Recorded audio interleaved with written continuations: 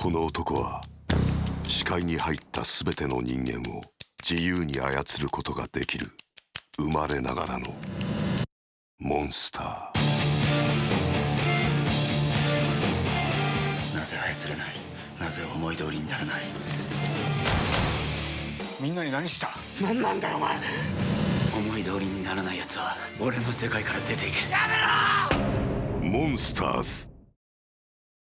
Alors juste un petit mot avant de commencer la vidéo, je suis malade donc je risque d'avoir la voix qui se barre un petit peu en sucette de temps en temps.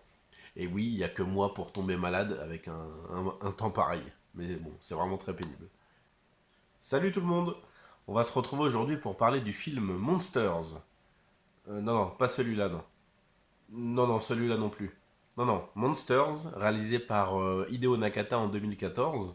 Hein, Hideo Nakata qu'on connaît tous bien, qui nous a offert des films légendaires comme The Ring ou Darkwater en 2002, qui est d'ailleurs un de mes films asiatiques préférés. Et qui va nous revenir donc avec l'adaptation d'un film coréen nommé Hunters, et qui va nous raconter l'histoire de deux hommes complètement à part, puisqu'il y en a un joué par Tatsuya Fujiwara qu'on a pu voir en Battle Royale, qui va avoir la possibilité de contrôler les gens par la pensée, et l'histoire d'un autre homme qui lui est entre guillemets invincible, qui est joué par Takayuki Yamada. L'histoire du film va se concentrer sur ces deux hommes et sur leur rencontre qui sera inévitable. On va les suivre dans leur vie, qui est pour l'un, joué par Tatsuya Fujiwara, complètement catastrophique. Le film va d'ailleurs s'ouvrir sur son personnage et on va voir tout de suite de quoi il est capable et comment sa vie a été basée sur cette espèce de don complètement fou. La scène d'ouverture est vraiment très bien, ça plie tout de suite le caractère et le futur malheureusement du personnage. C'est une scène vraiment très réussie et très glauque. D'ailleurs le film va baigner dans cette atmosphère complètement glauque et assez réaliste. Par réaliste j'entends, voilà, il n'y aura pas du tout de combat entre les deux héros, pas au sens où on pourrait le penser. C'est-à-dire qu'il n'y aura pas de combats complètement démesurés, de personnages qui volent dans les airs, de bâtiments détruits, non. Ça va rester très sobre et très réaliste et c'est vraiment un point fort du film.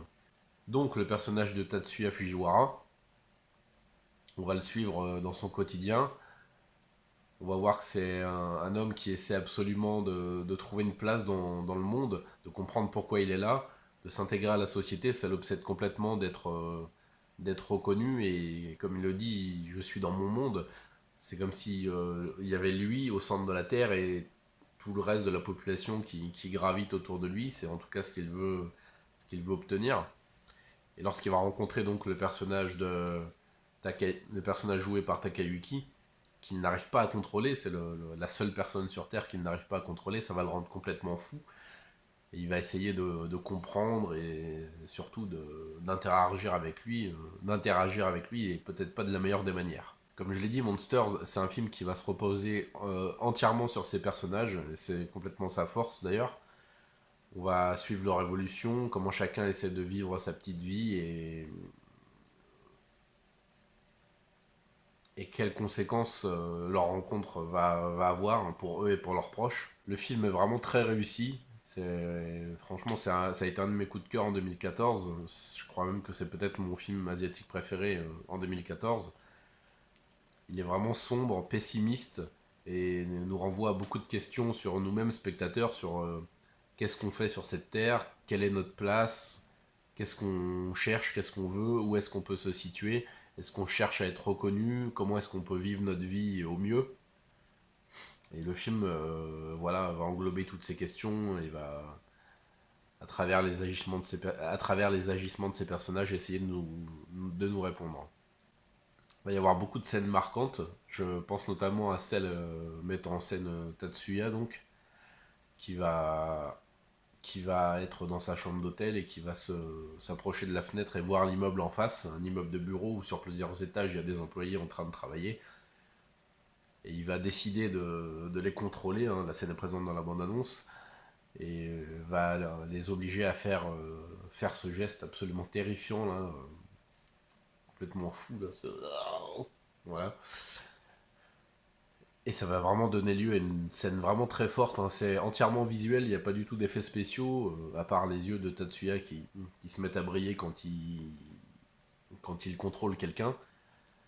Et le film va être parsemé de ce genre de scènes assez fortes et ça donne vraiment un sentiment de puissance et d'angoisse. C'est ça qui est fort avec le personnage de Tatsuya, c'est qu'on va le prendre à moitié en pitié, parce que c'est un être complètement à part, complètement rejeté, et il est complètement disloqué. Voilà, on sent qu'il use son pouvoir et que ça commence à le bouffer de l'intérieur. Il est à moitié clopinant et tout, et d'un autre côté, on sait qu'il est capable de faire des choses absolument terribles.